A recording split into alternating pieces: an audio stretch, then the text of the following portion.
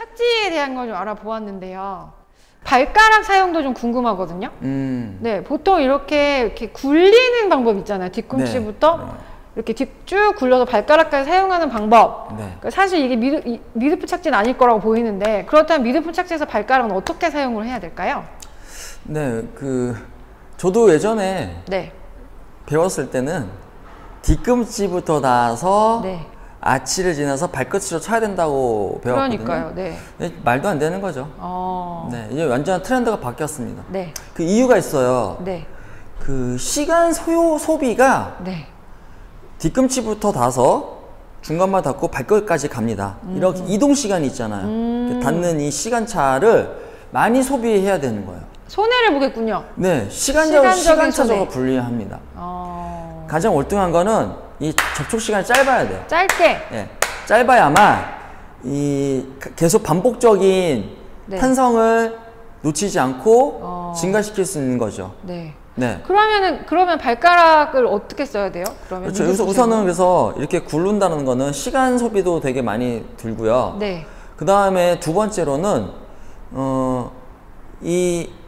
이렇게 구르게 되면은 다양한 근육을 쓴다고 얘기하잖아요. 발가락까지 네, 네. 쓰겠죠. 네. 근데 다양한 건 좋은 게 아니에요. 아. 타고난 부분은 특정적으로 집요하게 몰빵할 수 있으셔야 된다는 네, 건데요. 네, 네. 이렇게 구르게 되면은 에너지가 분산되는 거예요. 힘을 압축시켜서 폭발시켜야 되는데 이렇게 구르는 순간 네. 분산되겠죠. 네네네. 네. 특정 부분 닿고 바로 떨어뜨려야 된다는 거예요. 그런데 지면 접촉 시간인가요? 그렇죠. 그것은? 지면 접촉 시간이 짧아야 되고 근데 힘을 몰아쓰려면은 특정 부분만 닿아야 된다는 거죠. 면적이 많이 닿는다라는 거는 네. 그만큼 좋은 타겟점은 아닌 그렇죠. 거죠. 시간이 네. 더 불리하죠. 네, 금방 왜냐하면 이제 가령 이렇게 닿는 시간차하고 네. 이렇게 굴러서 달리는 시간차가 이 한 동작으로 봤을 때는 별 차도가 없겠지만 네. 가령 10km, 많게는 마라톤 풀코스까지 달릴 수 있잖아요. 긴 시간 동안. 그러면 그만큼 불리한 거죠. 그렇죠. 만약에 그게 선수들 기준으로 네. 1초의 소중함을 아는 경우 이제 가령 저희가 1등부터 거의 뭐 한 4등까지 1초 안팎으로 끝나는 경우가 있거든요. 네, 네. 그러면 그 선수 중에 한 명이 누군가가 그 1초의 시간을 네. 전략할 수 있었다고 하면은 네. 1등이 될 수도 있다는 그 방법을 써야죠. 엄청납니다. 저희는 1초의 목숨을 거죠. 네. 심지어 단거리 선수는 콤마의 목숨을 걸고 있는데. 그러니까요. 네. 0.01초 단축하려고 어마어마한 시간을 소비하고 있는데.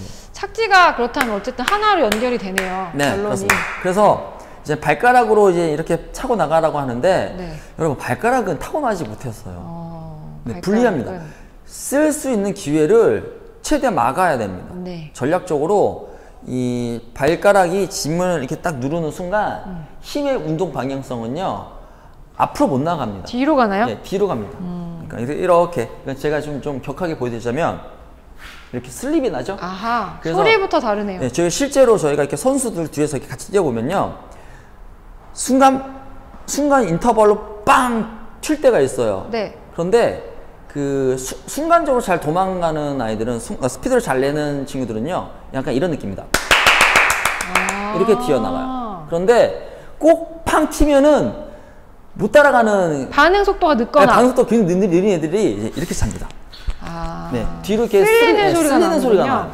네. 소비가 그러니까 파워는 동일하게 쓰긴 하지만 네, 파워를 다 손실을 입힌다는 거죠. 그리고 뒤로 이 스윙 동작이 굉장히 크다 보니까 이제 종아리도 굉장히 스트레스를 많이 받고 햄스트링도 안 좋고 그래서 이 뒷발차기를 뒷킥을 되게 강하게 발가락 끝까지 해서 이렇게 밀어버리면은 종아리 온전치 못합니다. 그래서 저희가 신발 딱 벗어서 신발 보잖아요.